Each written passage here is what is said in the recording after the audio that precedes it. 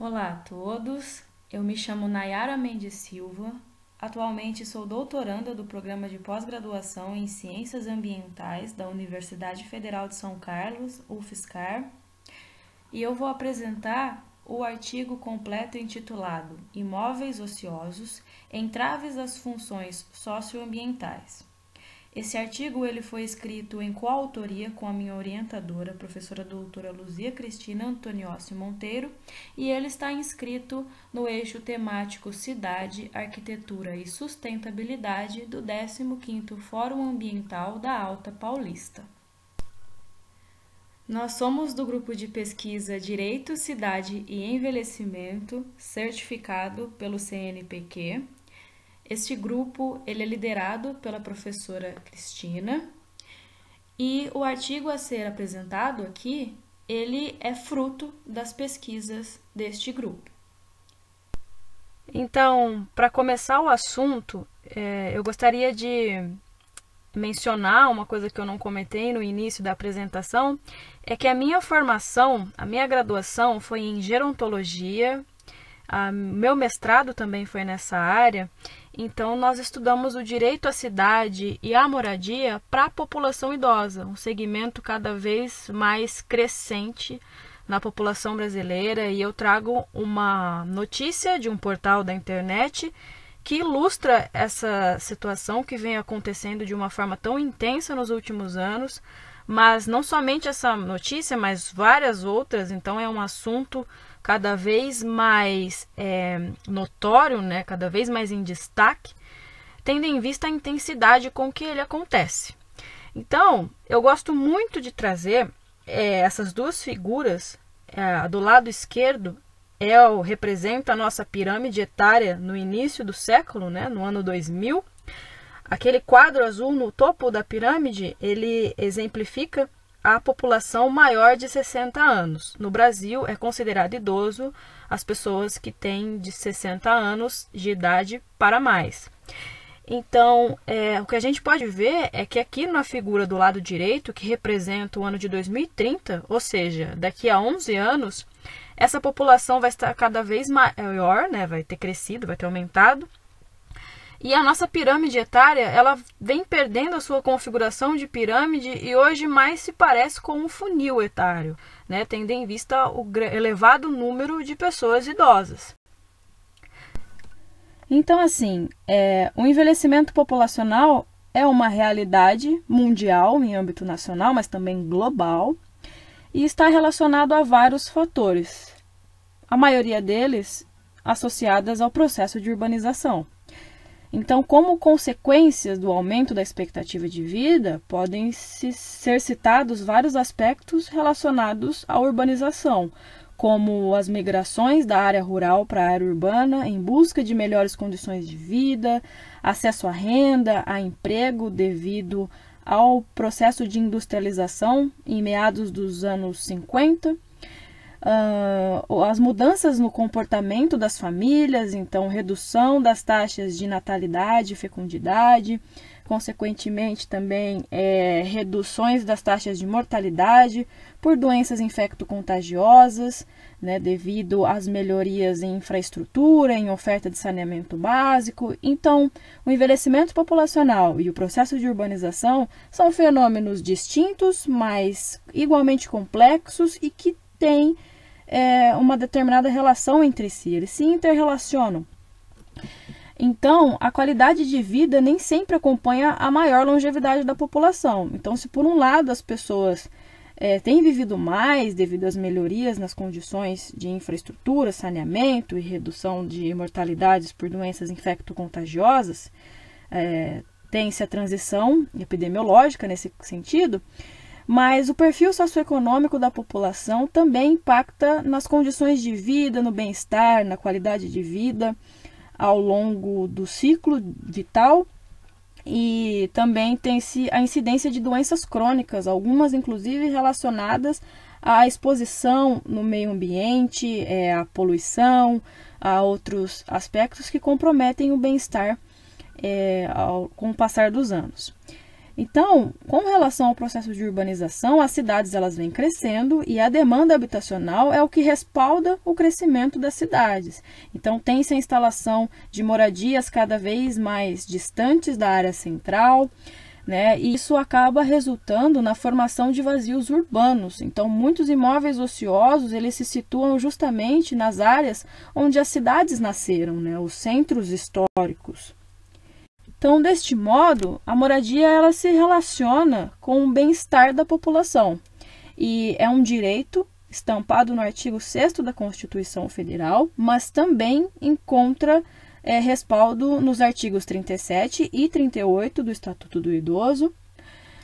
E conforme eu já mencionei, muitas moradias elas vêm se estabelecendo nas áreas mais periféricas das cidades, nem sempre permeadas de boa infraestrutura, e além desses impactos socioespaciais, também produzem impactos ambientais. Então, com o crescimento das cidades, essa ampliação da malha urbana, é necessário maior desmatamento, maior tempo de deslocamento, maior emissão de poluentes. Com novas construções, então o setor da construção civil ele produz mais ainda e é uma das áreas que produzem mais impactos ao meio ambiente em si. Então as formas como as cidades vêm crescendo e se desenvolvendo afetam o desenvolvimento urbano sustentável. Então, nesse sentido, além de fornecer moradia, é importante que ela seja adequada, que o direito à moradia adequada ele também seja pensado numa perspectiva de permitir que as pessoas possam envelhecer no lugar de forma integrada ao seu entorno imediato, sua vizinhança e também à cidade, né? Então, não basta fornecer moradia, mas deve-se pensar no fornecimento de moradias adequadas, né? E dessa forma, a moradia adequada se relaciona ao direito à cidade, previsto, né, nos artigos 182 e também 183 da Constituição Federal, que trata das funções socioambientais do meio urbano e são reforçadas, regulamentadas pelo Estatuto da Cidade do ano de 2001. Deste modo, existe uma relação direta entre garantir o direito à moradia adequada e, consequentemente, o direito à cidade. Né? Por meio da moradia adequada é possível vivenciar o meio urbano em sua totalidade, então garantir a efetivação de ambos os direitos. Né? A moradia adequada é um direito humano fundamental reconhecido em âmbito nacional e internacional e frente às transformações sociodemográficas dos países, né? Principalmente os países em desenvolvimento como no Brasil, tem-se novas demandas por políticas habitacionais, tendo em vista o perfil bastante heterogêneo da população idosa e das próprias configurações familiares também, que ensejam diferentes políticas habitacionais pautadas nas suas especificidades. Então, deste modo, surgem diferentes modelos pautados em níveis de independência da população idosa, condições socioeconômicas, perfil de suporte social e familiar. Entre as alternativas que existem, tem-se os condomínios exclusivos para idosos, destinados à população idosa de baixa renda, independente para a realização de atividades rotineiras, e com pouco ou nenhum vínculo familiar. Então, são voltados à população idosa em situação de vulnerabilidade social, socioeconômica. Em Araraquara, o município do interior do estado de São Paulo, existem duas políticas nesse sentido, né? O Recanto Feliz, que foi inaugurado no ano de 2010, e o Vila Dignidade, que é um programa estadual, na verdade, mas Araraquara teve a sua unidade implantada no ano de 2015. Então, deste modo, conta com 2 condomínios exclusivos para idosos. Nesse sentido, o objetivo do trabalho é analisar a inserção urbana desses 2 condomínios a fim de discutir sobre os impactos causados devido à existência de imóveis ociosos no entorno de ambos os locais. Eu trago 2 imagens para ilustrar os locais de estudo. O Recanto Feliz está localizado aqui no canto inferior esquerdo e o Vila Dignidade logo ao lado, do lado direito. E com relação, então, ao método. O tipo de estudo é um estudo transversal, descritivo, exploratório, observacional, de abordagem quantitativa. E conforme eu mencionei no segundo slide, este trabalho apresentado, ele integra pesquisas desenvolvidas pelo Grupo de Pesquisa Direito em Cidade e Envelhecimento, a pesquisa de mestrado, que foi a minha pesquisa de mestrado, que é intitulada 10 anos da estratégia Cidade Amiga do Idoso, em que avançamos no direito à moradia adequada para a pessoa idosa de baixa renda. Foi uma pesquisa de mestrado que fomentada pela Fundação de Amparo à Pesquisa do Estado de São Paulo, a FAPESP, e que também está associada ao auxílio regular, também fomentado pela FAPESP, intitulado Direito à Cidade e Pessoa Idosa, Proposta de Requalificação de Imóveis Ociosos. Com relação ao local do estudo, eu trago uma imagem que exemplifica a localização de ambos os condomínios. Aqui no canto inferior, demarcado em vermelho, tem-se o Vila Dignidade, conforme a imagem demonstra. Ele é situado em uma região periférica da cidade de Araraquara. Fica distante do Recanto Feliz aproximadamente 6,5 km, e o Recanto Feliz ele fica próximo à área central da cidade de Araraquara, conforme pode ser visto na figura, né? O Recanto Feliz ele está demarcado em vermelho no canto, na parte superior da imagem. Então, são situações espaciais bastante diferentes, né? Um em situação na região periférica e o outro na região central da cidade. Sobre as etapas de coleta de dados. Então, inicialmente, realizou-se a delimitação dos locais de estudo. Como eu vou analisar a inserção urbana desses locais, então, qual é o parâmetro, né? Até onde eu vou fazer essa análise? Então, eu considerei os preceitos da Unidade de Vizinhança de Perry, é um conceito criado em 1929. Após isso, realizei visitas de campo e preenchimento de um roteiro, com informações sobre os aspectos identificados durante essas visitas. E por meio deste roteiro, foi possível categorizar os imóveis ociosos que foram identificados. A categorização desses imóveis ocorreu em 4 grupos, né? Então, os imóveis poderiam ser identificados enquanto imóvel fechado, aquele com placas de vende-se ou aluga-se, imóveis em ruína, que aparentam grande deterioração, imóveis abandonados, aqueles que estão fechados há algum tempo, que aparentam estar em desuso, e imóveis inacabados, que se referem a construções inacabadas. Então, com relação à unidade de vizinhança, cabe salientar, conforme eu já mencionei, que é um conceito formulado em 1929 por Clarence Perry. E, na verdade, a unidade de vizinhança corresponde às áreas residenciais relativamente autônomas para abrigar as necessidades diárias dos moradores. Então, esse conceito abrange 6 dimensões a serem consideradas.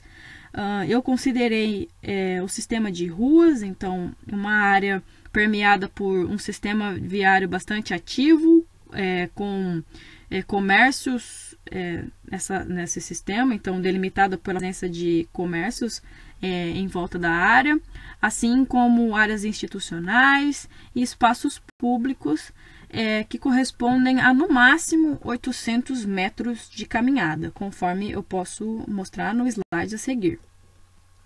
Então, aqui eu trago as 2 unidades de vizinhança do estudo, né, as áreas de estudo. Do lado esquerdo, a unidade de vizinhança do Recanto Feliz. Do lado direito, a unidade de vizinhança do Vila Dignidade. Conforme a gente pode observar, na unidade de vizinhança do Recanto Feliz, pode-se verificar a presença de muita vegetação, né, terrenos vazios, na verdade. Já o Vila Dignidade, o desenho das quadras é mais homogêneo, pode-se verificar.